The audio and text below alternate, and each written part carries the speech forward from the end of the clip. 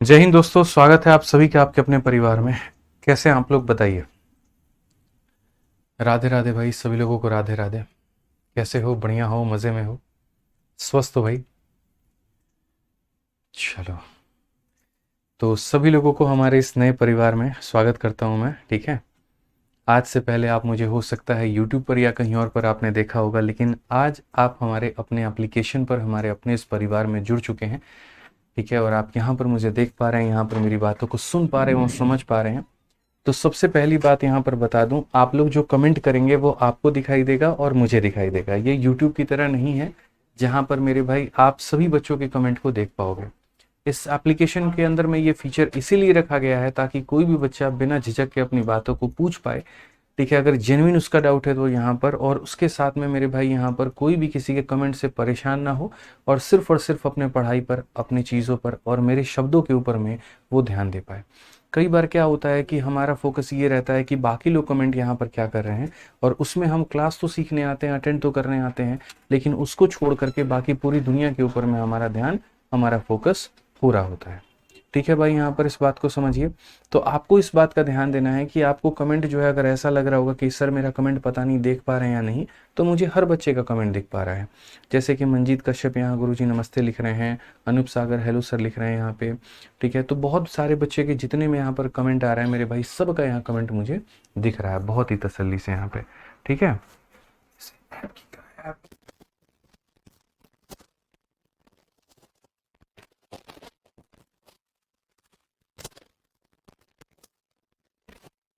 चलिए भाई, तो एक बार सभी लोग जल्दी से आ जाइए। आज हमारा ओरिएंटेशन क्लास है। ओरिएंटेशन कह लीजिए आप इसे, स्ट्रेटजी एंड गाइडेंस कह लीजिए, या आपको जो विचार कहे, जो इच्छा कहे आपकी, आप वो कह लीजिए। आज हमारा चैंपियंस 19.0 बैच मेरे भाई स्टार्ट हो रहा है।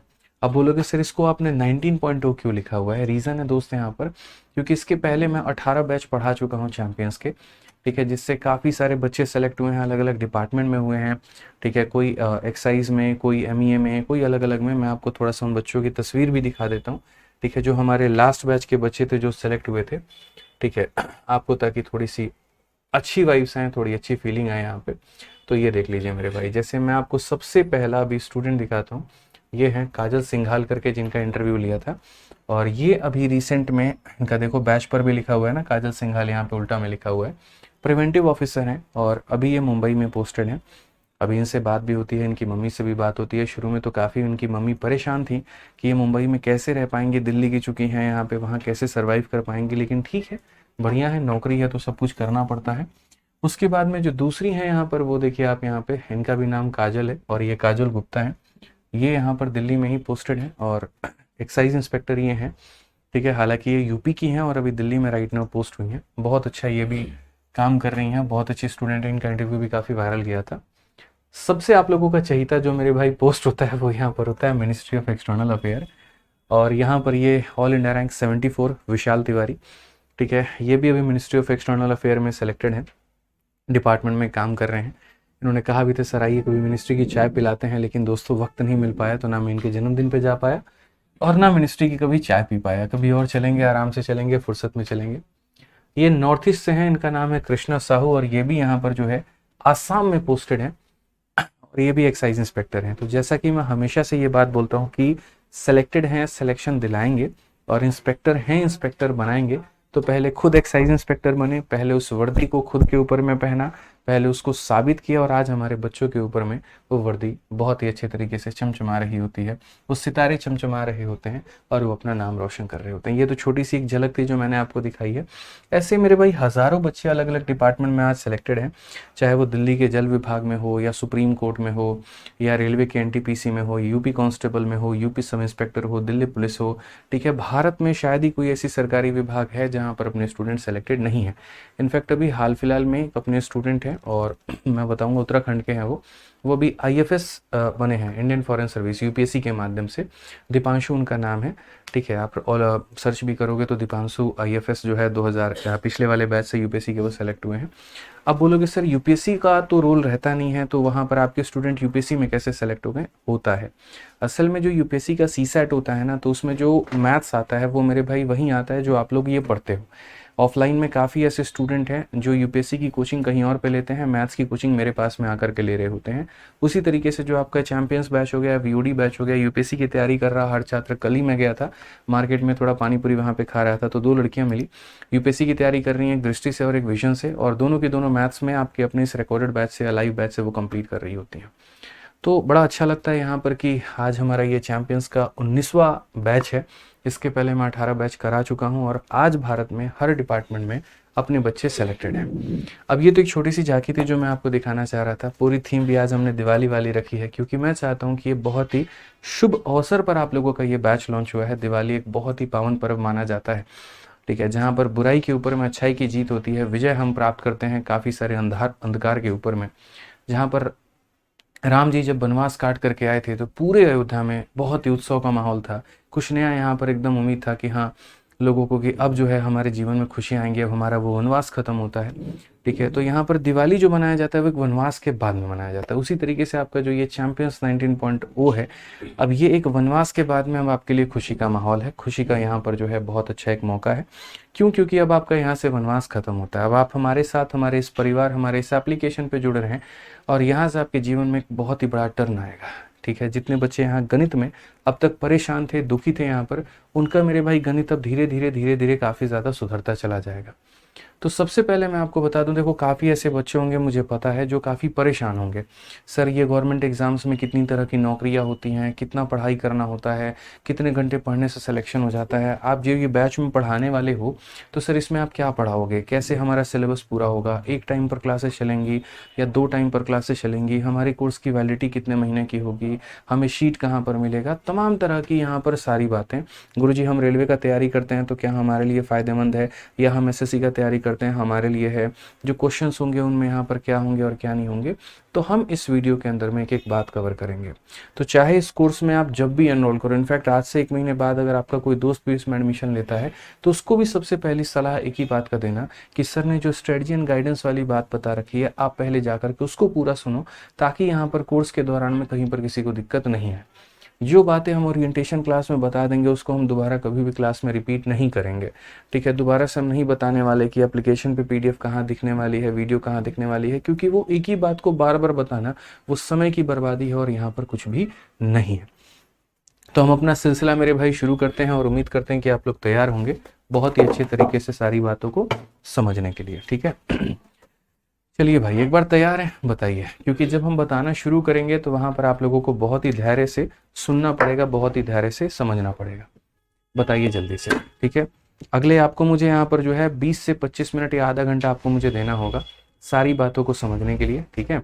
जब हम बोल लेंगे उसके बाद में आपके जो भी डाउट्स होंगे आप मेरे भाई वो बता रहे होंगे, ठीक है। कोई दिक्कत है तो बता दो भाई, पहले आपकी आज्ञा होगी, आदेश होगी तो हम यहाँ पर शुरू करेंगे भाई, ठीक है। बताइए, हमने भी अपना मंच यहाँ पे लगा लिया है और बिल्कुल तरीके से सारी बातों को समझाने के लिए, आपको बताने के लिए। बताइए, हो गया, थैंक यू। बताओ भाई, शुरू किया जाए।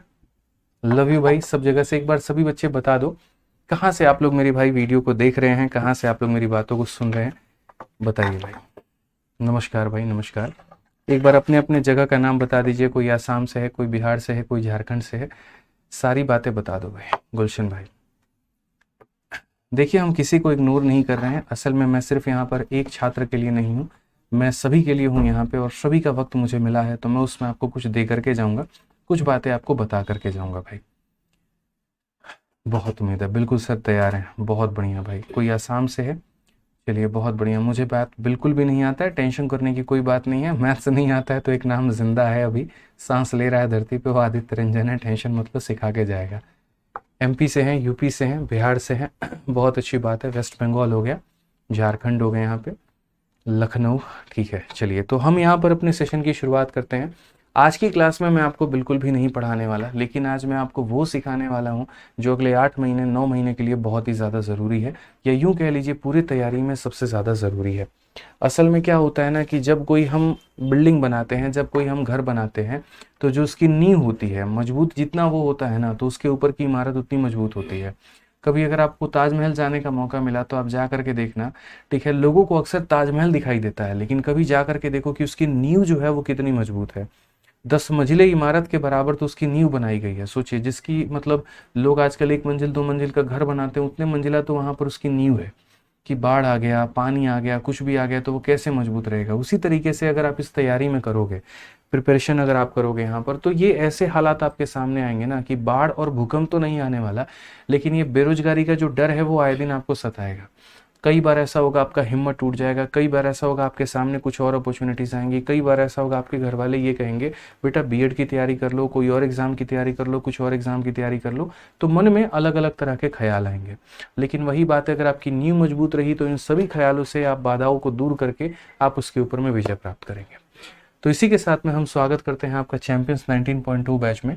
और सबसे पहले यहाँ पर बता दें कि अगर आप इन परीक्षाओं में से किसी एक भी परीक्षा की तैयारी करते हैं तो आप एकदम बिल्कुल सही जगह पर हैं और आपके लिए चैंपियंस 19.2 बैच ही सबसे बेस्ट है। ठीक है, कुछ बच्चे यहाँ ये पूछेंगे सर आपका एक रिकॉर्डेड बैच का भी बहुत नाम सुना हुआ है, तो वो क्या है। तो देखिए मेरे भाई, जैसे रिकॉर्डेड बैच जो बना है ना वो 1 सालों में बना है और वो पूरा पढ़ा करके बना है। कई ऐसे बच्चे हैं जो एक एक दिन में 2-2 3-3 वीडियो देखना पसंद करते हैं, उनके पास में कम समय होता है, तो 2 महीने 3 महीने के अंदर में वो तैयारी करना चाहते हैं तो वो रिकॉर्डेड बैच से कर लेते हैं। लेकिन जैसे मानो हमारे ये छोटे भाई साहब हैं, मान लीजिए इनको तैयारी करना है, इनको अगले अभी ग्रेजुएशन के फर्स्ट ईयर में है, सेकेंड ईयर में है या थर्ड ईयर में है, इनके पास में पूरा 1 साल से ऊपर का समय है, तो इनके लिए रिकॉर्डेड बैच बिल्कुल भी सही नहीं है, फिर इनके लिए लाइव बैच है। तो लाइव बैच इसीलिए आता है ताकि जो बच्चे जिनके पास में आराम से 6 महीने 8 महीने साल भर से ऊपर का वक्त है वो यहाँ पर जुड़ें, डेली के डेली क्लासेस को देखें। जैसे आप स्कूल में रोज पढ़ने जाते थे, आप कॉलेज में रोज पढ़ने जाते थे, तो वैसे ही इस बैच में आपकी रोज क्लासेस चलें, रोज के रोज आप पढ़ें, रोज के रोज आप नोट्स बनाएं और उसके आधार पर मेरे भाई आप अपने गणित को सुधारें। तो असल में मैंने जैसे कहा ना कि आज भारत के लगभग हर डिपार्टमेंट में हमारे बच्चे सेलेक्टेड हैं, वो कारण भी है ये लाइव बैच, क्योंकि यहाँ के माध्यम से एसएससी वाले बच्चे जो हैं वो भी पूरा अपना पढ़ाई करते हैं, तैयारी करते हैं। डिफेंस में अगर आप देखोगे तो सीडीएस, सीएपीएफ, एयरफोर्स, ये सारा हो गया। रेलवे में ये एनटीपीसी वालों के लिए, एएलपी के लिए, टेक्नीशियन के लिए, आरपीएफ, ग्रुप डी और ये सारा, जैसे भी रेलवे का 2025 का कैलेंडर आया तो वो वाले बच्चे अभी से तैयारी शुरू कर दे तो ज़्यादा अच्छा है। स्टेट एग्जाम्स की बात करें तो ये सभी परीक्षाएं हो गई और अदर परीक्षाएं हो गई यहाँ पे। तो अगर आप इनमें से किसी भी परीक्षा की तैयारी करते हो तो मेरे भाई ये बैच आपके लिए रामबाण साबित होने वाला है। ठीक है, इस बात को समझिए यहाँ पर, क्योंकि यहाँ पर देखिए जितनी भी परीक्षाएं मैंने आपको दिखाई उनमें मुख्यतः सिलेबस आपका क्या होता है। जैसे मैथ्स के 2 भाग होते हैं, एक हम कहते हैं अरिथमेटिक और दूसरा हम कहते हैं एडवांस। तो ये आपका अरिथमेटिक हो गया। अरिथमेटिक में क्या होता है ना, जितने भी क्वेश्चंस होते हैं वो ज़्यादा भाषा के ऊपर में आधारित होते हैं, उनमें थ्योरम्स कम होता है, प्रूफ कम होता है, रूल कम होता है, या यूँ कह लीजिए ना के बराबर। तो ये अरिथमेटिक के मेरे भाई सारे चैप्टर हो गए। अब जो अरिथमेटिक के चैप्टर्स होते हैं ना वो ज़्यादातर स्टेट एग्जाम्स में पूछा जाता है। जैसे यूपी कांस्टेबल का पेपर होगा तो उसमें एडवांस का चैप्टर नहीं पूछा जाएगा, मेंसुरेशन या बाकी डीआई पूछ लिया गया, लेकिन बाकी सारे जो हैं अरिथमेटिक यहाँ पर कॉमन रहता है। जैसे मेरे ऑफलाइन में भी 2 तरह का बैच बनता है, एक अरिथमेटिक का और एक एडवांस का। तो अरिथमेटिक में हमेशा भीड़ ज़्यादा होती है, क्यों? क्योंकि इसमें परीक्षाएं ज़्यादा होती हैं, क्योंकि बहुत ऐसी परीक्षाएं होती हैं जहाँ पर एडवांस मैथ आता ही नहीं है। ठीक है, लेकिन अगर हम एसएससी की, रेलवे की बात करें तो वहाँ एडवांस मैथ आता है, वहाँ पढ़ना जरूरी है। तो अरिथमेटिक में लोगों का ये रहता है सर कौन कौन से चैप्टर एक बार बता देते हैं ना तो हम लिस्ट बना लेते हैं। तो दोस्त यहाँ पर ये सारे आपके चैप्टर हो गए, और ये जो मैंने पीपीटी बनाई है इसकी मैं पीडीएफ आप लोगों को बाद में एप्लीकेशन पे अपलोड करवा दूंगा। तो अभी मेरी बातों को सुनने पर फोकस करना, लिखने पर बिल्कुल भी मत करना। ठीक है, लिखना विखना नहीं है, ये सारा हम दे देंगे, बाद में इसका अच्छे तरीके से नोट्स बनाना होगा तो बना लेना। ठीक, अब उसके बाद बात करते हैं तो सर एडवांस मैथ में कौन कौन सा चैप्टर आता है। तो ये सारे चैप्टर हो गए, जैसे geometry, mensuration, algebra, quadratic equation, उसके बाद में एपीजीपी हो गया, trigonometry, height distance coordinate geometry. ये सारे के सारे चैप्टर आपके कहाँ आते हैं, तो ये एडवांस मैथ में आपका पूछा जाता है। ठीक है, हालांकि देखो जितना वेटेज आपका अरिथमेटिक का होता है दोस्त यहाँ पर, मतलब जितने सवाल, जैसे 25 सवाल हैं तो ये मान करके चलो 12 से 13 सवाल आपके यहाँ पर इससे आ गए, तो 12 से 13 सवाल के बीच में आपके यहाँ पर इससे आ गए। 50-50% का वेटेज होता है आपके परीक्षाओं में, एसएससी में। इसके अलावा कुछ और चैप्टर्स हैं जो थोड़े से अलग हैं, जो ना अरिथमेटिक में देखने को मिलेगा ना एडवांस में, तो उनको हमने थोड़ा अलग रख रखा है, उनकी कैटेगरी हमने अलग बना दी है। जैसे नंबर सिस्टम हो गया, एचसीएफ, एलसीएम, सिंप्लीफिकेशन, सर्ट्स हो गया, डीआई हो गया, प्रोबेबिलिटी हो गया, और ये टॉपिक्स हो गए। ठीक है, ये बहुत ही बढ़िया तरीके से आपको मेरे भाई यहाँ पर आपका पूरा सिलेबस है। तो मैंने कहा ना तैयारी करने के पहले ये जानना जरूरी है यहाँ पर, ठीक है, कि आपका ये जो सिलेबस है वो कितना है और क्या है। आप लोग मेरे भाई अपने कोई भी यहाँ पर कमेंट मत लिखिए, देखिए मैं आपके हर सवाल का जवाब दे दूंगा, मैं आपको इतना कह रहा हूँ, ठीक है। उसके बाद में अगर किसी का कोई भी डाउट हो गया ना मेरे दोस्त, तो पक्का पूछ लेना, लेकिन अभी जो मैं बता रहा हूँ उसके ऊपर मैं फोकस कर। बिट रेट बढ़ा दो सर, ठीक है, तो थोड़ा सा बढ़ाना बस। तो अगर हम बात करें यहाँ पर, तो सबसे पहले देखो एसएससी परीक्षा में जैसे काफ़ी सारे बच्चे हैं, 1500 कर दो, ठीक है। तो काफ़ी सारे बच्चे हैं मेरे भाई यहाँ पर, वो क्या करते हैं, एसएससी की तैयारी कर रहे हैं। अब अगर जैसे मैं पूछूं बच्चे किसकी तैयारी कर रहे हो, एसएससी की। लेकिन बाबू पहले तुमको ये समझना ज़रूरी है कि एसएससी के अंदर में कौन कौन से पेपर होते हैं, ठीक है ना। काफ़ी सारे, जैसे मैं सबसे पहले मैंने जनरल कंपटीशन सोचा था, तो मेरे मन में यहाँ पर ये ख्याल था यार दिल्ली में ट्रैफिक पुलिस कैसे बनते हैं, जो ये ट्रैफिक पुलिस वाले होते हैं इनकी भर्तियाँ कैसे निकलती हैं, ठीक है। जो सफ़ेद वर्दी वाले होते हैं आप देखोगे यहाँ पर, ठीक है, दिल्ली में दो कांस्टेबल है वो कैसे बनते हैं, कौन सी परीक्षा दे करके बनते हैं। मुझे दिल्ली पुलिस में सब इंस्पेक्टर बनना है, मैं कैसे बनूंगा, बिहार पुलिस में बनना है कैसे बनूंगा। इनकम टैक्स का तो बहुत नाम सुना है, तो इनकम टैक्स में मेरी एंट्री कैसे होगी वहाँ पे। तो देखिए भारत में यूपीएससी जो एक परीक्षा होती है वो क्या होता है, ग्रुप ए वाले पोस्टों के लिए होता है, जिसके माध्यम से आप आईएएस, आईपीएस, आईएफएस, आईआरएस, आप ये 4 पदों में ज़्यादातर नियुक्त होते हैं। उसके बाद में जो दूसरा आता है वो आता है ग्रुप बी, ठीक है। ग्रुप बी और ग्रुप सी पोस्टों के लिए आपका एसएससी बनाया गया है, जैसे कि इनकम टैक्स इंस्पेक्टर की पोस्ट हो गई। क्योंकि देखिए ऐसे एक प्रशासनिक सेवा है, मैं नहीं चाहता हूं कि आप चीज़ों को रटें। आप ऐसे मान करके चलो कि ये सरकार है और ये सरकार पूरे सिस्टम को चलाना जानती है, चाहती है कि पूरी सिस्टम चले, तो ये किसे नियुक्त करती है, ये सबसे पहले आईएएस लोगों को पकड़ेगी। यहाँ पे कोई भी अगर चीज़ पारित कराना है तो अपने एरिया के डीएम को बोलती है। अब ये डीएम जाकर के ग्राउंड लेवल पर खुद काम नहीं करेगा, तो ये किसको बोलता है, एसएचओ को बोलेगा। कोई भी इंफॉर्मेशन होगा, एसएचओ किसको पारित करेगा, तो सब इंस्पेक्टर को, और यहाँ पर एक तरीके से कांस्टेबल को। उसी तरीके से अगर मान लीजिए कोई IRS officer Indian revenue service में, तो वो किसको बोलेगा, तो वो मतलब अपने लेवल के नीचे नीचे नीचे, मतलब एक सबसे निचला स्तर हो गया एक तरीके से डिपार्टमेंट में, मान लीजिए इनकम टैक्स इंस्पेक्टर हो गया, तो उसको बोल रही होती है यहाँ पे इनडायरेक्ट वे में जाते जाते, और उसको सारा चीज करना होता है। तो जो इनकम टैक्स इंस्पेक्टर बंदा होता है ना, वो एसएससी के माध्यम से जाता है, और कुछ सालों के बाद में प्रमोशन लेते लेते लेते ये मेरे भाई किसके करीब में पहुंच जाता है, तो यूपीएससी कैडर में पहुंच जाता है। जैसे अगर आज के समय मानिए आप यूपीएससी की तैयारी करेंगे तो आप सीधा इनकम आईआरएस बन जाएंगे या आईएफएस पहुंच जाएंगे। लेकिन अगर मान लीजिए आप वो पेपर की तैयारी नहीं कर रहे हैं, और अगर आप एसएससी को एज अ करियर चूज करते हैं, सीजीएल को एज अ करियर अपना चूज करते हैं, तो आप यहाँ पर नौकरी करने के 12 से 13 सालों के बाद में यूपीएससी कैडर में घुस सकते हैं। ये एक बहुत अच्छी बात है जो कम लोगों को पता है। जैसे विदेश मंत्रालय में ही अगर हम बात करें, आप मेरे भाई एएसओ के पद पर चुने जाते हैं, और फिर कुछ साल सेवा करने के बाद में, प्रमोशंस लेने के बाद में, ठीक है, कमेंट दिखाई सर, प्रमोशंस करने के बाद में फिर जो है आप यूपीएससी कैडर में चले जाते हैं। ऐसे ही सभी विभागों में लगभग ये हो रहा होता है।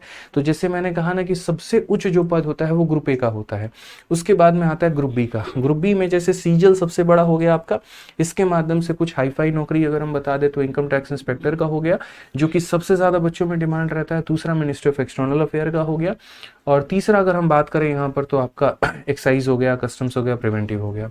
मन में लोगों की ये भी रहती है कि यार इनमें ऊपर की कमाई बड़ी होती होगी, तो देखो मैं बताऊं, ठीक है, इनकम टैक्स में एक टाइम पर बहुत ज़्यादा ऊपर की कमाई होती थी। कारण भी था यहाँ पर, क्योंकि सारी चीज़ें लगभग मतलब जैसे मानो एक इनकम टैक्स इंस्पेक्टर को ये पता था कि वो किसके घर पे रेड मार रहा है या वो किसके फाइल को चेक कर रहा है। लेकिन आज के समय थोड़ी ट्रांसपेरेंसी खत्म हो गई है। अगर मैं एक इनकम टैक्स इंस्पेक्टर हूँ तो कंप्यूटर में मैं सारी चीज़ें मेरे भाई काम कर रहा हूँ, लेकिन मुझे ये नहीं पता कि ये जो लूपहोल किया है वो किस व्यक्ति ने किया, उसका एड्रेस क्या है, ठीक है। तो लगभग पता नहीं होने के कारण पर वहाँ पर थोड़ी ये कम प्रेफरेबल हो जाती है। लेकिन जिनको ईमानदारी से काम करना है, ठीक है, उनको इसका चक्कर नहीं पड़ता, वो अपने जीवन में एक अच्छी नौकरी के लिए सोच रहे होते हैं। तो आज जैसे पहला दिन है, मैं आपको छोटी सी एक बात बताता हूँ। देखो एसएससी सीजीएल में सबसे हाई सैलरी वाली जो पोस्ट होती है वो डबल एओ की होती है, असिस्टेंट ऑडिट ऑफिसर, और उसकी जो नियुक्ति होती है वो राष्ट्रपति के माध्यम से होती है, जिसे ग्रुप बी और गैजेट ऑफिसर का भी पद कहा जाता है। हालांकि इस बार डबल एओ के सारे पोस्ट रद्द कर दिए गए थे, सारी वैकेंसियां रद्द कर दी गई थी, तो इस बार डबल एओ की पोस्ट नहीं है 2024 में, और ऐसा पहली बार हुआ है। इसके पहले जो है मेरे भाई डबल एओ का पोस्ट होता था। तो डबल एओ की अगर तुम तैयारी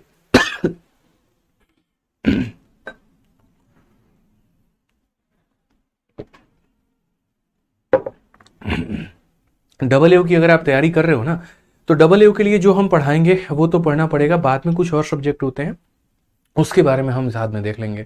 मेरे से अगर आप पूछेंगे कि सर सबसे बढ़िया नौकरी सीजीएल की कौन सी है, तो राइट नाउ एएसओ इन एमई है। मतलब सीजीएल जब क्वालिफाई करोगे ना, तो एएसओ इन एमई है। जैसे हमारा ये स्टूडेंट है, विशाल तिवारी करके एमईए के पद पर है मेरे भाई। तो ये एमईए वाला जो पोस्ट है ये सबसे बढ़िया है।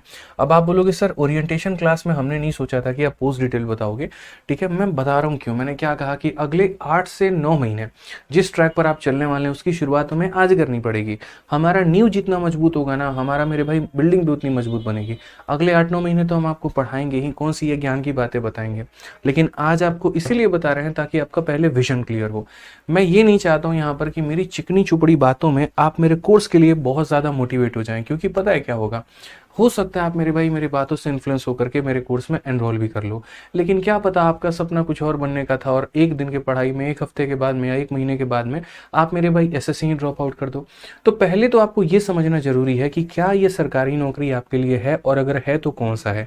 क्योंकि मैं बच्चों को पहले दिन ही ये बात बोलता हूँ कि बेटा एक पोस्ट मेरे भाई फिक्स कर लेना तुम, और उस पोस्ट को अपने नाम के आगे मेरे भाई लगा लेना। अगर तुम्हें एमईए बनना है तो अपने नाम को आज ही एप्लीकेशन पे एडिट करके एमईए राहुल लिख लेना। अगर तुम्हें इनकम टैक्स इंस्पेक्टर बनना है तो आईटीओ जो है मनीष लिख लेना। इससे क्या होगा ना कि डेली के डेली आप भी उस चीज़ को फील कर पाओगे कि हाँ यार ये मेरी मंजिल है, ये मेरा मुकाम है, और इसके बिना मैं रुकूंगा नहीं, इसके बिना मैं थकूंगा नहीं, मुझे यहीं पर जाना है, मुझे यहीं पर पहुंचना है, और जब तक मैं यहाँ पहुंच ना जाऊं तब तक मैं सांस नहीं लूंगा। मैं अगर आपका नाम भी लूँ तो सिर्फ सत्यम भारद्वाज ना करके लूँ मेरे भाई, यहाँ पर मैं सीएसएस सत्यम भारद्वाज लूँ, सीएसएस शंकर सिंह लूँ यहाँ पर, इस तरीके से, ताकि आपको भी अच्छा फील हो। तो सबसे बढ़िया जो नौकरी होती है ना भाई, ये मिनिस्ट्री ऑफ एक्सटर्नल अफेयर की होती है। जैसे विशाल से अगर हम बात करें, कांस्टेंट बात होती रहती है यहाँ पर, तो इन्होंने काफ़ी कुछ बताया कि सर अभी जैसे मैं एएसओ इन एमईए के पद पर हूँ। एएसओ का मतलब होता है असिस्टेंट सेक्शन ऑफिसर। एमईए में भी, विदेश मंत्रालय में भी अलग अलग पद होते हैं। अब ये लड़का जैसे नौकरी कर रहा है, इसकी इनहैंड सैलरी जो है 75 से 80 हज़ार रुपये इसके हाथ में आ जाती है, कटकुट करके प्रोविडेंट फंड ये सारा करके। ठीक है, अब 2 साल दिल्ली में नौकरी करने के बाद में इस भाई साहब के पास में ये मौका हो जाएगा कि ये विदेश में किसी भी कंट्री में जाकर के नौकरी कर सकते हैं, लेकिन उसकी भी एक हायरार्की होती है। पहले X city, Y city, Z city, जैसे भारत में होता है वैसे ही X country, Y country, Z country होता है। ठीक है, तो ये अलग अलग शहरों में धीरे धीरे प्रमोशंस करते जाएंगे। और सबसे अच्छी बात यहाँ पर ये हो जाती है ना कि अगर भारत में इनको 70-80 हज़ार की सैलरी मिल रही है, और अगर मान लीजिए यहाँ पर ये सपोज करिए पाकिस्तान में इनकी पोस्टिंग हो जाए, अफगानिस्तान में हो जाए, सऊदी अरबिया में हो जाए वहाँ पर, तो इनकी जो सैलरी होगी वो वहाँ की करेंसी के हिसाब से होगी, जहाँ पर इनको 2 से 2.5 लाख रुपये महीने बड़े आराम से बन जाएंगे। इतना कहीं पर भी नहीं गया है। उसके बाद में सबसे बड़ी बात होती है कि पूरा उस कंट्री का जो सबसे टॉप अस्पताल होता है वहाँ पर ये अपनी फैमिली का फ्री में इलाज करा सकते हैं, अपने बच्चों को फ्री में वहां पर पढ़ा सकते हैं।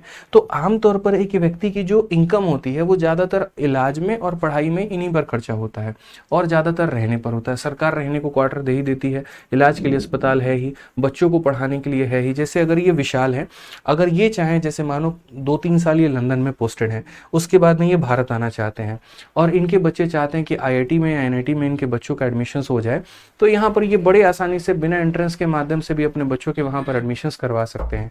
लेकिन आमतौर पर जो लोग फॉरेन में पोस्टेड होते हैं वो भारत भला क्यों आएंगे आईआईटी में एडमिशन कराने, वो बाहर की यूनिवर्सिटी में, हार्वर्ड यूनिवर्सिटी में, अलग अलग जगह पर अपने बच्चों को पढ़ा रहे होते हैं। ये मुझे कैसे पता चलता है, यही बच्चे जो हमारे अपने स्टूडेंट सेलेक्टेड होते हैं, कभी उनसे बातें हो रही होती हैं, ठीक है, तो वो सारी चीज़ें बता रहे होते हैं कि सर जो हमारे सीनियर है, आज उनका बच्चा लंदन यूनिवर्सिटी में है, आज किसी का कैम्ब्रिज में है, किसी का हार्वर्ड में है, कहीं से कोई एमबीए कर रहा है, कहीं से कुछ कर रहा है। तो आप इस बात को समझिए कि क्यों आपके घर वाले सरकारी नौकरी को कहते हैं कि एक सरकारी नौकरी कितनी ज़रूरी है। ठीक है, बात ये नहीं है कि तुम सरकारी दामाद बन जाते हो, बात यह है कि तुम्हारी जिंदगी सुधर जाती है। अगर किसी एक व्यक्ति का सरकारी नौकरी लगता है ना, तो वो कई सारे पुश्तों युगों युगांतर तक मेरे भाई उनको आने वाली पीढ़ियों को वो सेटल कर देता है। अपनी तो लाइफस्टाइल सुधारता ही सुधारता, अपनी पिछली जनरेशन, अपनी अगली जनरेशन, आने वाले हर व्यक्ति का मेरे भाई लाइफस्टाइल वो बना देता है। तो इसलिए सरकारी नौकरी का बहुत महत्व हो जाता है। और ये चीज़ें सोचिए आप कितनी आसानी से प्राप्त कर सकते हैं। अगर आप अगले 1 साल एक बढ़िया कैलिबर, एक बढ़िया डेडिकेशन के साथ में आप नौकरी करेंगे ना, मतलब पढ़ाई करेंगे ना, तो ये नौकरी आपको मिल जाएगी। तो और क्या चाहिए आपको, ये बताइए। इसीलिए मैं आपको बोलूंगा कि पहले दिन ही अपना विजन ये बना लो कि सर हमें जो है इस एग्जाम के लिए पढ़ना है, तरीके से पढ़ना है, बहुत अच्छे से पढ़ना है, मैं कोई कसर नहीं छोड़ूंगा। आज ये बच्चे जितने डिपार्टमेंट में सेलेक्टेड हैं, ये भी इसी तरीके से पहली बार आपके साथ ही इसी तरीके से कैमरे में जुड़े हुए थे, इसी तरीके से हमारे बैच में जुड़े थे। कोई चैंपियंस 5.2 का था, कोई 6.2 का था, कोई 10.2 का था, इस तरीके से करके, और उसके बाद में यहाँ पर ये आज ये अलग अलग विभाग में नौकरी कर रहे हैं।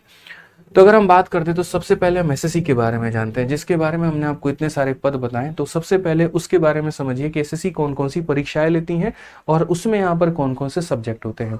तो एसएससी की लगभग जितनी परीक्षाएं जीडी को छोड़ करके, उनमें यहाँ पर 4 सब्जेक्ट होते हैं। मैथ होता है, इंग्लिश होता है, रीजनिंग होता है, जीएस होता है। ये चारों सब्जेक्ट आपको मेरे भाई आ रहा होता है। बाद में मेंस में जाकर के कंप्यूटर जुड़ जाता है, जो कि क्वालिफाइंग होता है। ठीक है, तो हम बता दें, हालांकि जीडी में एक हिंदी हो गया आपका पेपर, वो आप दे सकते हो इंग्लिश के जगह पे, वो एक अलग बात है। और स्टेनो का जो पेपर है उसमें मैथ्स नहीं आता है, मैथ्स के सब्जेक्ट के अलावा बाकी सारा आता है।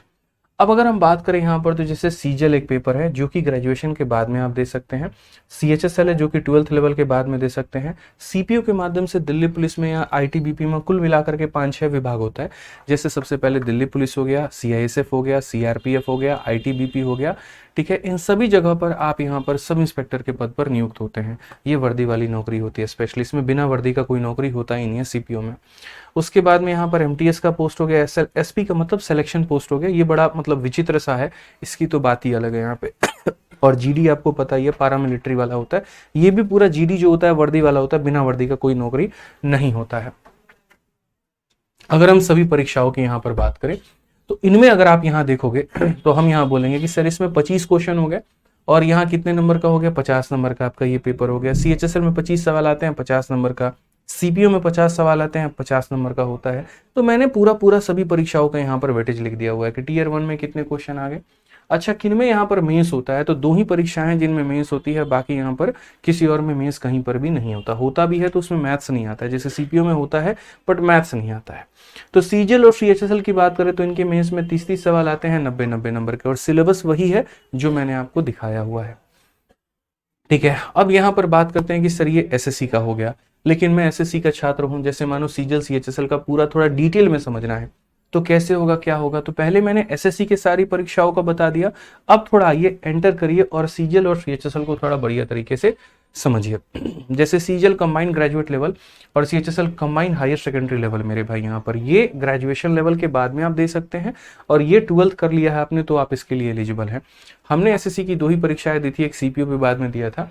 इसमें मेरा ऑल इंडिया रैंक 114 है, 50-50-50 मेरे मार्क्स थे।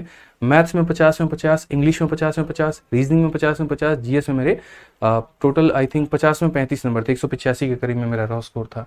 और सीजीएल के माध्यम से अब एक्साइज इंस्पेक्टर के पद पे सेलेक्टेड हैं। तो हमने ये वाली नौकरी भी निकाली। इसमें मेरा मिनिस्ट्री ऑफ डिफेंस में हुआ था, सरोजनी नगर है यहाँ पे दिल्ली में, यहाँ पर मेरी पोस्टिंग थी। और यहाँ पर ये जो पोस्टिंग है मेरी मुंबई में है राइट नाउ, आपका जो है एक्साइज इंस्पेक्टर के पोस्ट पे B23 पोस्ट कोड है मेरा। ठीक है, तो यहाँ पर ये दोनों पदों पर हम नियुक्त हुए थे इन्हीं परीक्षाओं को दे करके।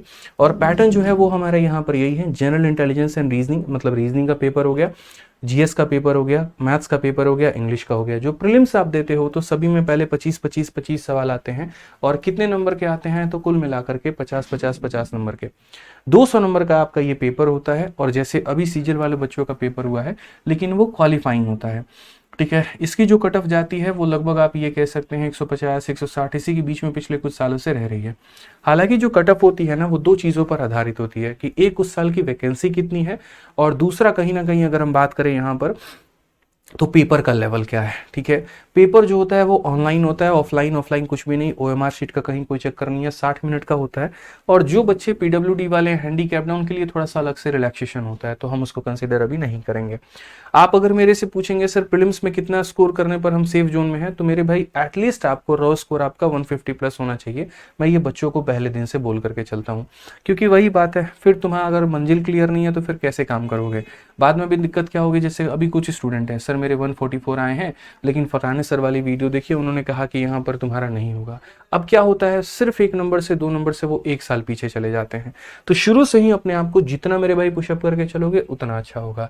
और पहले दिन एक चीज मैं दिमाग में बिठा दूं मेरे भाई, यहाँ पर सिलेक्शन सिर्फ और सिर्फ यहाँ पर एक सब्जेक्ट को बेहतर करने से नहीं होगा, चारों सब्जेक्ट में महारत हासिल करनी पड़ेगी, चारों में बहुत अच्छे नंबर लाने पड़ेंगे, तब जाकर के आप एक सिलेक्टेड कैंडिडेट बन पाएंगे। पेपर 1 जब आप क्वालिफाई कर लेते हैं तो उसके बाद में आपको पेपर 2 में आता होता है मेंस का पेपर देना होता है। जो ये मेंस का आपका पेपर हो जाता है तो इसमें यहाँ पर क्या होता है, फिर से वही चारों सब्जेक्ट होते हैं लेकिन उनको थोड़ा अलग अलग तरीके से विभाजित कर दिया जाता है।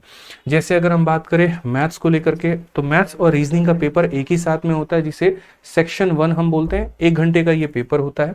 30 सवाल मैथ के आते हैं, 30 सवाल रीजनिंग के आते हैं। यहाँ पर हर एक सवाल का 3-3 नंबर का हो जाता है। प्रीलिम्स में हर सवाल 2 नंबर का होता है, नेगेटिव मार्किंग 0.5 की होती है।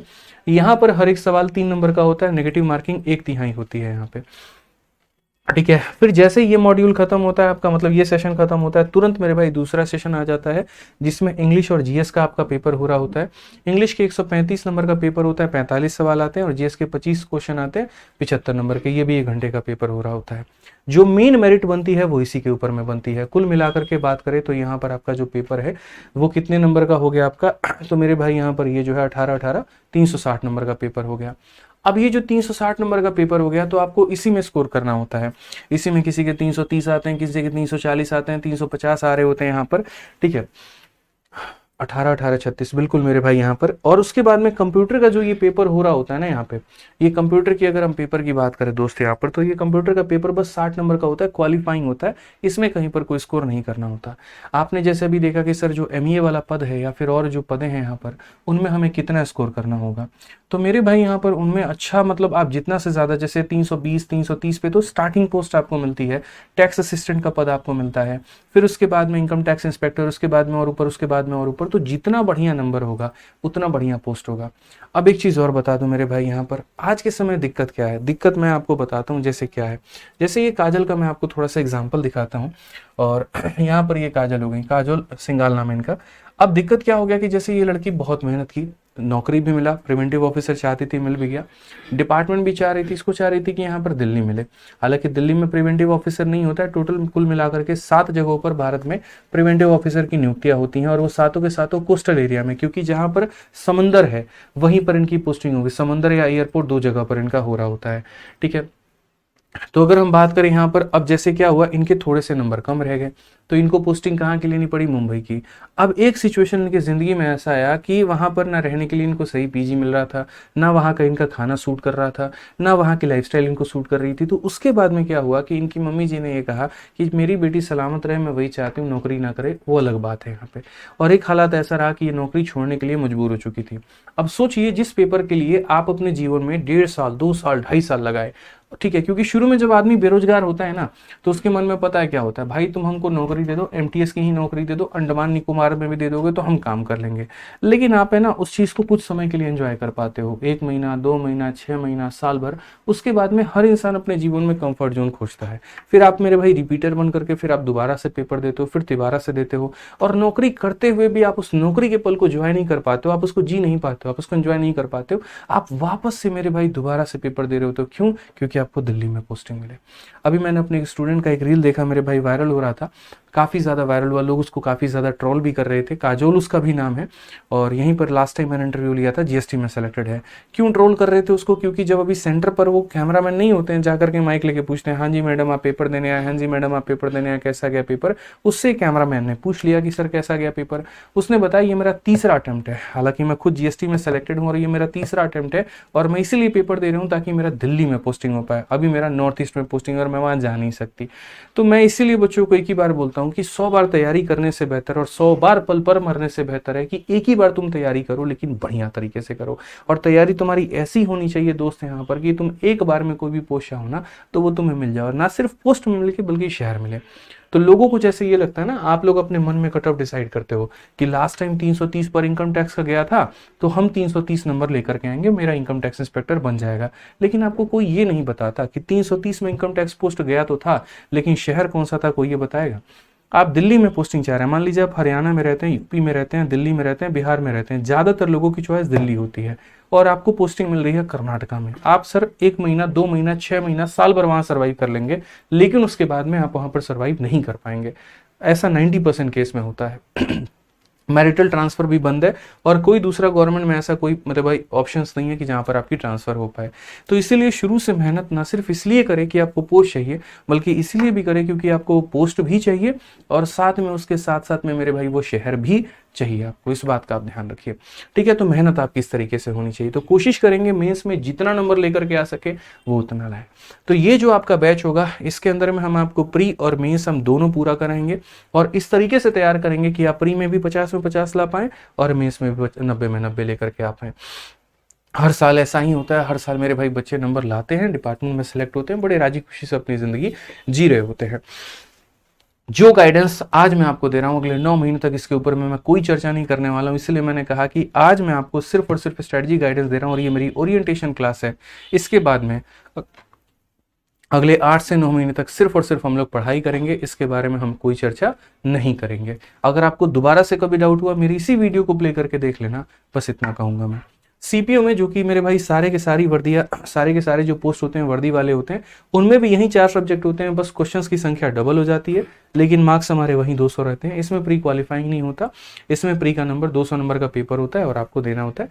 ठीक है, उसी के आधार पर मेरिट बनती है, फिर उसको क्वालिफाई करते हो, फिर फिजिकल होता है तुम्हारा और तब जाकर के फिर मेंस होता है जिसमें इंग्लिश का पेपर होता है।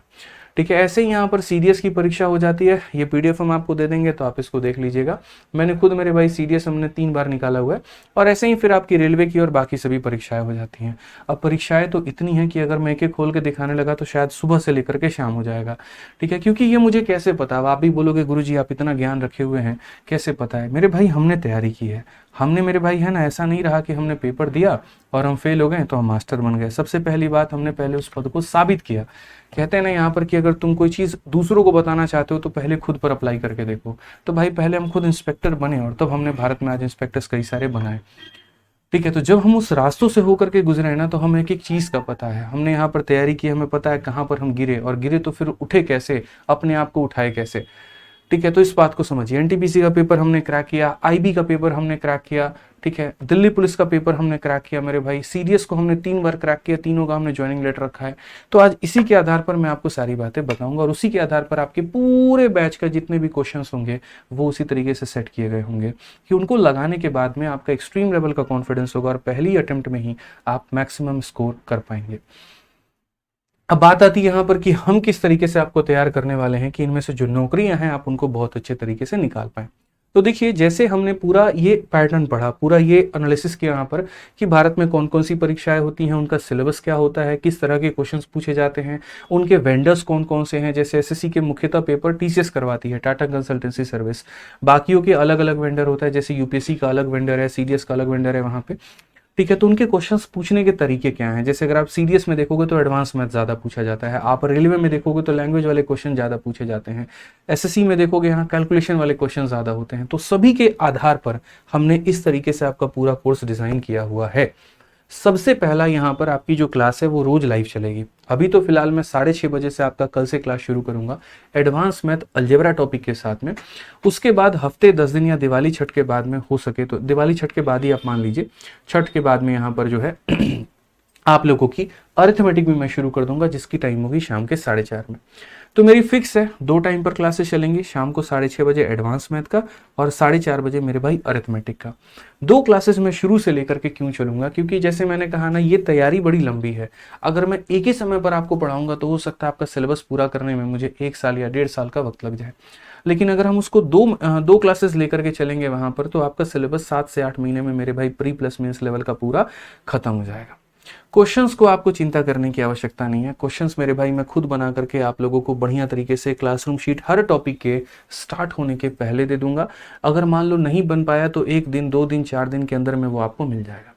जो क्वेश्चंस हम आप लोगों को क्लासरूम शीट में दे रहे होंगे उनमें सभी परीक्षाओं के सवाल होंगे, एसएससी के, बैंकिंग के, रेलवे के, डिफेंस के। लेकिन जो टैग हम इस्तेमाल करेंगे वो एसएससी वाले पेपर्स का ही करेंगे, बाकियों के टैग हटा देंगे क्योंकि वो खिचड़ी बन जाता है, बहुत ज़्यादा पन्ना कवर कर लेता है और उससे बच्चों को फोटोकॉपी कराने में खर्चा ज़्यादा निकल करके आता है। ठीक है, ये है कि मेरे शीट के लगाने के बाद में आपका कोई भी एग्जाम का अगर आप तैयारी कर रहे हैं आप उसकी प्रीवियस ईयर की किताब उठा करके बनाइए, आपसे सारे सवाल बनेंगे। ठीक है, तो आप यहाँ पर इफ बट मत करिएगा क्लास के सेशन में कि सर ये वाला क्वेश्चन भी डाल दीजिए, वो वाला भी डाल दीजिए, क्योंकि मेरे भाई मैं अब तक 14 से ऊपर किताबें लिख चुका हूँ, मैं आपको एक बात बताऊं तो, और कम से कम मैं यहाँ पर 1 लाख से ऊपर सवाल गणित के होकर के गुजर चुका हूँ मैं इतनी किताबों लिखने के दौरान में। तो मुझे अच्छे से यहाँ पर पता है कि कौन सा क्वेश्चन किस परीक्षा में कब पूछा गया था, कहाँ पूछा गया था, और मैंने जो शीट में क्वेश्चन डाले हैं वो कौन से डाले हैं और कहाँ डाले हैं। अब मैं आपसे ये बात क्यों कहना चाहता हूँ, जैसे मैं शुरू करता हूँ, एक बच्चे का कमेंट आता है इसमें रेलवे का टैग नहीं है, एक का आता है इसमें बैंकिंग का टैग नहीं है। मैंने आपको पहली बार में क्या कहा कि मेरे भाई मैं सभी एग्जाम्स के क्वेश्चंस को कवर करके चलूंगा, मेरे पढ़ाने के बाद में आप देख लेना, ना लगे तो बताना। दूसरी बात, जब आप एक जगह से पढ़ रहे हैं तो आप यहाँ पर वहीं से पढ़िएगा, ज़्यादा भटकाओं में मत रहिएगा। कई बार आपके ऐसा होगा कि आपका दोस्त किसी और टीचर से पढ़ रहा है, वो आपको अपनी शीट दिखाएगा, आपको लगेगा यार ये वाले क्वेश्चन ज़्यादा बढ़िया है। फिर कई बार आप उस टीचर के पास में पढ़ोगे, 2 महीने बाद किसी और शीट आएगी, आपको लगेगा यार ये वाला ज़्यादा बढ़िया है। तो ऐसे में क्या होता है ना कि एक वर्ग समाज का ऐसा है, ये तैयारी करने वाला एक वर्ग, मैं सभी बच्चों की बात नहीं कर रहा हूँ, एक वर्ग ऐसा है जो घुमंतु बन जाता है, ये जंगल छोड़ करके ये जंगल में जाता है, इसको छोड़ करके ये जाता है, और वो कहीं का एक परमानेंट नहीं बन पाता, जिसके कारण वो 2 से 2.5 साल तक तैयारी करते तो रहता है लेकिन वो सिलेक्शन नहीं ले पाता है। कभी भी इस बात को याद रखना, जहां पर भी पढ़ो, जिस भी टीचर से पढ़ो, एक बार पहले उससे पूर्ण रूप से अपना सिलेबस खत्म करो। मैं कभी भी लाइफ में ये नहीं कहता कि सिर्फ मेरे पास में पढ़ो, मैं ये बोलता हूं तुम्हें अगर किसी टीचर का समझ में आ रहा है, उसका कंटेंट तुम्हें अच्छा लग रहा है, तो तुम दुनिया की बातें मत सुन करके अपने सिलेबस को पहले उससे पूरा करना, ठीक है, क्योंकि हर टीचर के पास में सिलेक्शन है, हर टीचर से बच्चा सेलेक्ट होकर के डिपार्टमेंट में जा रहा है, बस इतनी बात मान के चलो। और बेस्ट का कहीं पर कोई अंत नहीं होता है। अगर iPhone 15 बेस्ट था ना, तो उसके बाद में उसको iPhone 16 वालों ने तोड़ दिया, फिर 17 ने तोड़ दिया, फिर 18 तोड़ेगा, फिर 19 आएगा, फिर 20 आएगा। तो बेस्ट का क्या है, हर दिन इंसान काम कर रहा है बेटर वर्जन अपना निकालने के लिए, तो बेस्ट की कभी कोई अंत नहीं होती है।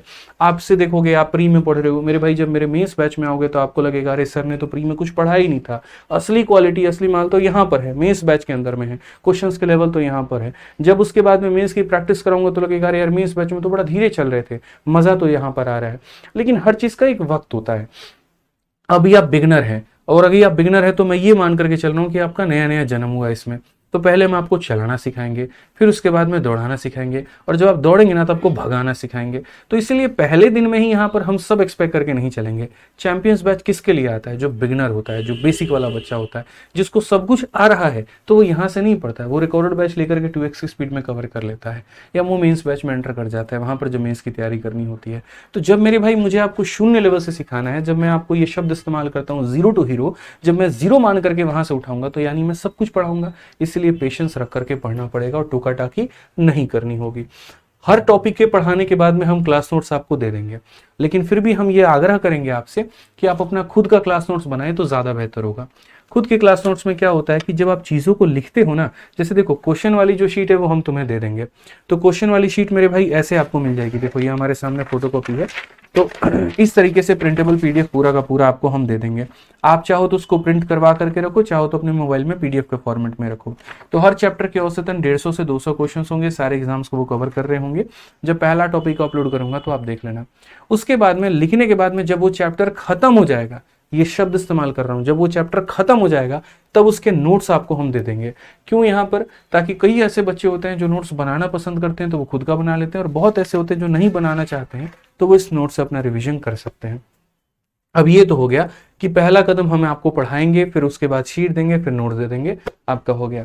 फिर उसके बाद में अब यहाँ पर क्या होगा, तो देख लीजिए क्या होता है कई बार की, मानिए जैसे 150 क्वेश्चन थे, मैंने पढ़ा दिया। अब बच्चे के मन में ये आता है कि सर मेरा है ना, आपकी शीट के क्वेश्चन तो मैंने लगा दिए, लेकिन जब प्रीवियस ईयर का क्वेश्चन लगाते हैं ना तो फंस जाते हैं। कुछ क्वेश्चन ऐसा होगा जो मेरे भाई बार बार फंसोगे, ठीक है, मॉक टेस्ट दोगे तब फंसोगे, तो उनके लिए क्या करना होता है, नए सवाल प्रैक्टिस करने होते हैं। इसीलिए हम लोग क्या करते हैं, बच्चों के लिए यहाँ पर एप्लीकेशन के अंदर में एक प्रैक्टिस शीट भी दे देते हैं, और सॉल्यूशन के साथ में इसको देते हैं कि अगर मानो पढ़ाने के बाद में तुम्हें खुद से कुछ सवाल लगाने हैं, तो ये लो एक दूसरी शीट, इस शीट के साथ में ये तुम्हारी एक और शीट मिलेगी। इस शीट को मैं क्लास में करवाऊंगा, और ये शीट तुम्हारे होमवर्क के लिए मैं दे दूंगा मेरे भाई यहाँ पर, ठीक है। इसको तुम बढ़िया तरीके से प्रैक्टिस कर लेना, अपने हिसाब से मेरे भाई लगा लेना, फंसोगे तो सॉल्यूशन देख लेना। क्या होगा, इससे तुम्हारा गणित और बेहतर होगा, ठीक है। और उसके बाद में यहाँ पर एप्लीकेशन के अंदर में हर एक चैप्टर का टेस्ट भी दे दिया जाता है, ताकि शुरू से आप ऑनलाइन मोड में अपने आप को ढाल सको, ठीक है। शुरू से आप चैप्टर के टेस्ट के माध्यम से आप अपने आप को प्रिपेयर कर पाओ, और टाइमर के साथ में आपकी अलाइनमेंट लग पाए। अब बहुत ऐसे बच्चे होते हैं जो प्रैक्टिस शीट ना लगा करके वो हमारी जो अभी किताब आई है एसएससी मैथ्स, वो उससे प्रैक्टिस करना पसंद करते हैं, तो आप यहाँ पर उससे भी कर सकते हैं, कोई दिक्कत नहीं है। तो शुरू से अगर हम आपको बात बताएं तो जैसे आपको पढ़ाने के लिए जो मैं शीट दूंगा वो इनफ है, और प्रैक्टिस करने की जब बात आएगी तो आप प्रैक्टिस करने के लिए आप अपनी एसएससी मैथ की किताब का इस्तेमाल कर सकते हैं। ठीक है, जो अफोर्ड कर सकते हैं वो ये 280 रुपये 290 रुपये में आपको ऑनलाइन मिल जाएगी, 279 में है इसकी, फ्लिपकार्ट पर आप वहां से मंगा लीजिएगा। और अगर मान लीजिए कि अफोर्ड नहीं कर सकते हैं तो प्रैक्टिस शीट हम आपको दे देंगे। तो पहली बात देखिए, आपको फ्री में चाहिए तो मेरे भाई यहाँ पर प्रैक्टिस शीट आप डाउनलोड करके आप वहां से कर लेना। और अगर आपको किताबों की आदत है, पीडीएफ से पढ़ने की आदत नहीं है, मैं फिर से रिपीट करता हूँ, कई लोग ऐसा बोलते हैं नहीं सर तो है किताब अपना प्रमोट कर दिया, ऐसी बात नहीं है, सुनो मेरी बात। पीडीएफ से पढ़ सकते हो तो पीडीएफ एप्लीकेशन में तुम्हें दे रहे हैं। और अगर मानो मेरे भाई यहाँ पर कि पीडीएफ से नहीं पढ़ सकते, बहुत लोगों को पीडीएफ नहीं, किताब रंगने की आदत होती है, लिखने की आदत होती है, क्वेश्चंस को बनाने की आदत होती है, तो वो फिर प्रीवियस ईयर की एक ही किताब और वो यहाँ पर एसएससी मैथ को मंगा करके प्रैक्टिस कर सकते हैं। आपको कोई और पब्लिकेशन, कोई और कुछ लेने की आवश्यकता नहीं है, इसीलिए क्योंकि सभी से बेस्ट यहाँ पर ये है, और ये मैं नहीं, अभी धीरे धीरे बच्चे बता रहे हैं, तो ये हो जाएगा आपका। यानी ओवरऑल मैथ्स में जो चीजें चाहिए होती हैं वो ये कि एक कंसेप्ट को सीखना, वो हमने आपको समझा दिया इस क्लास के अंदर में। उसके बाद में दूसरा जो चाहिए होता है प्रैक्टिस करना, वो आपको classroom sheet plus practice sheet दोनों करवा देती है, या एसएससी मैथ भी करवा देती है। उसके बाद में टेस्ट दे करके अपने स्पीड को बढ़ाना, हमने उसके ऊपर में भी काम कर दिया। तो मैंने क्या किया था, शुरू में ही पेपर में नोट डाउन किया था कि बच्चों को कहाँ कहाँ पर परेशानियां आती है। कंसेप्ट की दिक्कत आती है, मैं क्लास से सॉल्व कर दूंगा। कैलकुलेशन की दिक्कत आती है, वो प्रैक्टिस करके कर लेंगे। नए सवालों से भिड़ना नहीं आता तो वो मेरे भाई किताब या फिर अपना प्रैक्टिस शीट लगा करके सॉल्व कर लेंगे। अब उसके बाद भी डाउट आएगा, तो डाउट आएगा तो मेरे से कैसे कनेक्ट करोगे, तो मैंने मेरे भाई डाउट का भी सॉल्यूशन निकाला। और डाउट के लिए क्या किया कि हर चैप्टर के खत्म होने के बाद में मैं मेरे भाई ये क्वेश्चन आंसर का डाउट ले लूंगा। हालांकि मैं कोशिश करता हूं इस तरीके से पढ़ा दूं कि आपको डाउट आए ही नहीं। तो क्लास के क्वेश्चंस के अगर डाउट हुए तो वो एक डाउट सेशन के माध्यम से मैं खत्म कर दूंगा। लेकिन अगर यहाँ पर प्रैक्टिस शीट का कोई डाउट है या एसएससी मैथ का कोई डाउट है, वो कैसे हैंडल करोगे। तो हर एक बैच का अपना एक ग्रुप बना रखा है। उस ग्रुप में मेरे भाई 30 से 40 एडमिन्स हमने बना रखे हैं जो सेलेक्टेड हैं अलग अलग डिपार्टमेंट में हैं, और वो आपके क्वेश्चंस के सॉल्यूशन दे देंगे। तो जैसे आपका ये बैच बनेगा ना, तो इसके अंदर में एक टेलीग्राम ग्रुप ऐड कर दिया जाएगा, ठीक है। और जब ये ऐड कर दिया जाएगा तो उसके बाद में जनाब आप उसको ज्वाइन कर लीजिएगा। वो सिर्फ पेड वाले बच्चों के लिए होगा, प्राइवेट ग्रुप होगा। उसमें आप जब भेजोगे अपने डाउट्स तो आपको उसका आंसर वहां से मिल जाएगा, ठीक है। कोशिश करना अगर किसी और का डाउट है तो आप उसके सॉल्यूशन दे पाओ तो ज़्यादा बढ़िया होगा। इस तरीके से हम पूरा एक माहौल बना करके कॉम्पैक्ट एक एनवायरनमेंट में हम आपकी पूरी तैयारी करवाने वाले हैं, ठीक है। अब ये जो कोर्स आप ज्वाइन कर रहे हैं, इसका जो वैलिडिटी होने वाला है ये 2 साल होने वाला है, ठीक है। जब से यहाँ पर आप एनरोल करोगे उस दिन से 2 साल के बाद में ये एक्सपायर कर जाएगा। बात करते हैं कंप्लीट सिलेबस कब तक होगा, तो 8 से 9 महीने। उसके बाद में डाउट का समाधान कैसे होगा, क्लास की जो डाउट होंगे वो हम लेकर के खत्म कर देंगे। इसके अलावा का जो डाउट होगा वो टेलीग्राम से खत्म हो जाएगा। नोट्स कैसे बनाना है ये क्वेश्चन आता है, तो देखिए जब हम पढ़ा रहे होंगे अगर आप उसके साथ के साथ नोट्स बना ले तो बेहतर है। और अगर आपको लग रहा है कि नहीं आप थोड़ा धीरे हैं गणित में, तो आप मेरे भाई मेरे पढ़ाते वक्त में सारे शब्दों के ऊपर में मेरा फोकस करना, और बाद में दोबारा से जब वो वीडियो 2 से 3 घंटे के बाद में प्रोसेस होकर के आ जाएगी तब नोट्स बना लेना। अभी जैसे मानो मैं पढ़ा दूंगा, तो ये नहीं कि जैसे मानो कोई बच्चा चाह रहा है कि मैं दोबारा से क्लास को देख लूं, तो एकदम इंस्टेंट से तुम्हारा क्लास नहीं चल जाएगा। 2 से 3 घंटे के बाद में ये अमेजन के सर्वर पर जाता है, वहां प्रोसेस होता है, फिल्टर आउट होता है, और वापस वहां से एप्लीकेशन पर आ जाता है। तो अगर किसी क्लास को आपको देखना हो लाइव क्लास के खत्म होने के बाद में, तो वो 2 से 3 घंटे के बाद में आप उसको देख पाएंगे। कभी भी जितनी बार भी चाहे आप उतनी बार भी देख सकते हैं, इसके ऊपर में कोई रोक टोक नहीं है कि 3 बार 4 बार ही देखो, ऐसा कोई रोक टोक नहीं है, ठीक है। मॉक टेस्ट देना कब से स्टार्ट करें ये भी हम आपको बैच के दौरान में बीच बीच में भी गाइडेंस देते रहेंगे, तो वहां हम आपको बताएंगे। प्रैक्टिस कैसे करें बता दिया था, या तो हम जो प्रैक्टिस शीट देंगे वहां से कर लेना, या यहाँ पर इस किताब को मंगा लेना। हालांकि देखो ये किताब एक ही जगह पर सस्ती मिलेगी, वो है फ्लिपकार्ट। बाकी अमेजन पर भी थोड़ा महंगा मिलेगा, बाकी दुकानों पर भी मिलेगा। तो इसका इंग्लिश अलग है, हिंदी अलग है, दोनों किताबें अलग अलग में। ये एसएससी मैथ्स हो गई हिंदी में और वो इंग्लिश में हो गई यहाँ पर, ठीक है। तो आप उस तरीके से मंगा करके आप फ्लिपकार्ट से अपनी तैयारी कर लेना। यहाँ पे प्रतिदिन कितने घंटे की सेल्फ स्टडी आवश्यक है, अगर आप वाकई में जो पोस्ट मैंने दिखाए हैं अगर आप मेरे भाई उसको लेना चाहते हैं, तो कम से कम आपको 8 से 9 घंटे का सेल्फ स्टडी देना होगा। क्योंकि सिर्फ मैथ नहीं, आपको इंग्लिश पर भी फोकस करना है, रीजनिंग पर भी करना है, जीएस पर भी करना है। शुरू में अगर आप बहुत ज़्यादा कंफर्टेबल नहीं हो पाएंगे तो आप 3 सब्जेक्ट की कोशिश करिएगा कि एटलीस्ट हम 3 सब्जेक्ट तो लेकर के चलें। जैसे अगर हम बात करते हैं यहाँ पर, तो आप मैथ्स हो गया, इंग्लिश हो गया, रीजनिंग हो गया, शुरू के 15 दिन, 20 दिन, 1 महीने तक आप इन 3 सब्जेक्ट को पढ़ो, ताकि बर्डन बहुत ज़्यादा आपके ऊपर में ना आ जाए। क्योंकि मैंने कहा ना, सिर्फ पढ़ना ज़रूरी नहीं है, उस पढ़ाई के साथ साथ में मेरे भाई यहाँ पर उसको रिवाइज करना, उसको प्रैक्टिस करना, वो भी बहुत ज़रूरी है। ठीक है, जब थोड़ा सा कंपैटिबल हो जाओगे, तब उसके बाद में करंट अफेयर भी स्टार्ट कर लेना, स्टैटिक जीके भी स्टार्ट कर लेना और जीएस भी स्टार्ट कर लेना। ये सबसे बेस्ट वे होता है। मैं ऐसे ही ऑफलाइन में बच्चों को बता रहा होता हूँ कि इस तरीके से करोगे तो तुम्हारा प्रॉपर एक टाइम मैनेजमेंट हो पाएगा। साथ में इस तैयारी में जब आज से आप जुड़ चुके हो, तो मेरे भाई अब देखो, यहाँ पर आपका कोई प्रिंसिपल नहीं है, यहाँ पर कोई स्कूल नहीं है जहाँ पर तुम 9 बजे सुबह घुस जाते हो, ताला बंद हो जाता है, दोपहर के 2 बजे छुट्टी होती है तो निकलते हो। ऐसा कोई हार्ड एंड फास्ट नहीं है। इस तैयारी में मेरे भाई आप अपने कर्ता धर्ता हो, आप अपने मालिक हो। आप 2 घंटे पढ़ोगे तो भी आप जानते हो, आप 20 घंटे पढ़ोगे तो भी आप जानते हो, और दुनिया में किसी को नहीं पता है कि आप क्या पढ़ रहे हो और कितना पढ़ रहे हो और कैसे कर रहे हो।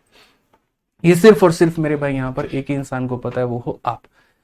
ठीक है, तो यहाँ पर आपके मालिक आप खुद हो, अपने निर्माण करता आप खुद हो, बनाओगे भी आप खुद ही को, बिगाड़ोगे भी आप खुद को। तो सुबह से उठ करके शाम तक का आज ही मेरे भाई अपना शेड्यूल बना लेना कि मुझे सुबह इतने बजे उठना है, इतने बजे मुझे अपनी वोकैबलरी देना है, इतने बजे मुझे ग्रामर पढ़ना है। और सुबह के समय में कोशिश करना याद करने वाली चीजें तुम्हारी ज्यादा रहें।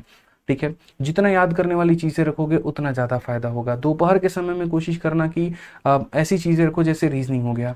शाम के समय रखना मेरे भाई मैथ्स को, ताकि वहां पर कैलकुलेशन मोड में आ पाओ, जहां पर थोड़ी थकान भी हो तो कोई फर्क नहीं पड़ता है, कैलकुलेशन तुम्हारी सारी थकान मिटा दे, प्रैक्टिस करने वाली चीजें मिटा दे, और रात में एक बार सभी चीजों को रिवाइज करके सोना।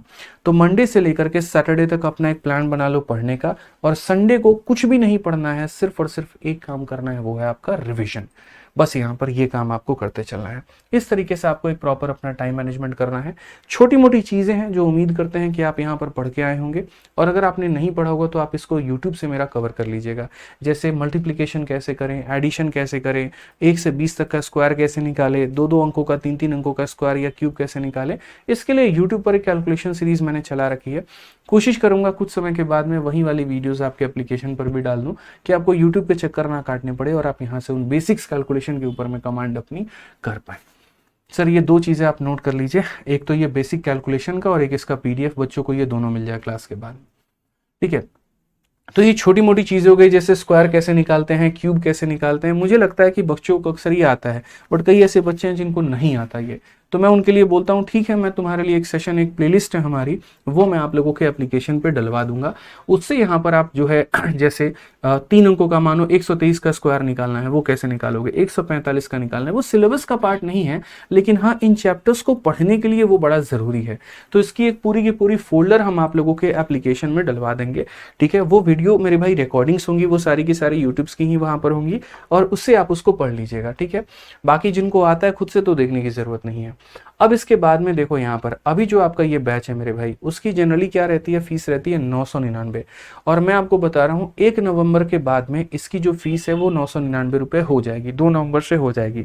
लेकिन अभी चूंकि दिवाली और छठ का समय है और ऑफर चल रहा है, तो ये 699 में आपको ये अवेलेबल हो जाएगा।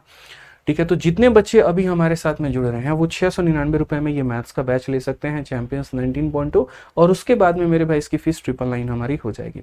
साथ में इसी की अगर हम आपको बता दें दोस्त यहाँ पर, तो ये मैंने सिर्फ एक सब्जेक्ट का कहा, बाकी जैसे मैंने कहा कि मेरे भाई तैयारी करने के लिए आपको सभी सब्जेक्ट की आवश्यकता है, सिर्फ मैथ्स की नहीं। ओवरऑल अगर हम बात करें यहाँ पर, तो आपको सभी सब्जेक्ट का नॉलेज होना चाहिए। ठीक है, तो आप यहाँ पर मेरे भाई अगर सारे सब्जेक्ट सिर्फ और सिर्फ हमारे अपने इसी प्लेटफॉर्म से पढ़ना चाहते हैं, तो यहाँ पर मेरे भाई वो 2000, मतलब ओवरऑल अगर हम बताएं, एक टीचर का 1000 रुपये का फीस है, तो 4 टीचर के 4000 हो गए, कंप्यूटर का 500 हो गया, 4500 का कोर्स हो गया। लेकिन अभी ये आपको ऑफर के समय में 1999, यानी 2 सब्जेक्ट की कीमत में 5 कोर्स आपको मिल रहे हैं, 5 सब्जेक्ट आपको मिल रहा है। ठीक है, हमारे पास कॉम्बो पढ़ने का फायदा क्या हो जाता है कि हर टीचर की अलग अलग टाइमिंग होती है, तो किसी के टाइम से किसी का कोई क्लैश नहीं करता है, कहीं पर कोई परेशानी नहीं होती है। तो बहुत ही बढ़िया तरीके से हमारे सभी टीचर्स जो कि अपने आप में एक्सपर्ट हैं, जैसे रीजनिंग में विक्रमजीत सर हैं, इंग्लिश में प्रशांत सर हैं, कोई कहीं पर कोई भी सर आपको नहीं छोड़ेगा, तो आप यहाँ से पढ़ाई कर सकते हैं। बाकी उसके बाद में अगर आपका मेरे भाई कहीं पर कोई भी सवाल है तो आप मेरे से पूछ सकते हैं, कोई दिक्कत की बात नहीं है। सर अरिथमेटिक पूरा होने के बाद एडवांस स्टार्ट करिएगा या अरिथमेटिक, मतलब देखो मैंने दीपांशु एक ही बात कहा बच्चे, कल आपकी पहली क्लास होगी शाम के 6:30 बजे, जो एडवांस मैथ से होगा, अलजेब्रा से स्टार्ट होगा। ठीक है। और उसके बाद में यहाँ पर छठ के बाद में मैं आप लोगों के लिए अरिथमेटिक भी स्टार्ट कर दूंगा। तो इसीलिए दीपांशु, जैसे आप लेट आए हो, अब लेट आकर के आधी अधूरी बातें आपने जानी नहीं और आप क्लास में बीच में कमेंट करने लगे, आज ये काम कर दिया, आज के बाद में मत करना, मैं आपको बता रहा हूँ, बहुत गंदी डांट पड़ेगी। क्लास में आने का सिंपल सा नियम यह है भाई, क्लास में टाइम पर आ जाना। मैं एक बात को बार बार रिपीट नहीं करूंगा, मैं आपको पहले भी ये बात बोल चुका हूँ, ठीक है। जब भी आना क्लास में तो पिछली वीडियो को देख करके आना। अब ये नहीं अलजेब्रा की चौथी क्लास चल रही है, पहली दूसरी तीसरी तुमने देखी नहीं, आकर के मेरा सर खा रहे हो वहां पर, तो मेरे भाई मैं सीधा ब्लॉक मारूंगा या फिर वहां पर तुम्हारे कमेंट का रिप्लाई नहीं करूंगा, इस बात को ध्यान रखना।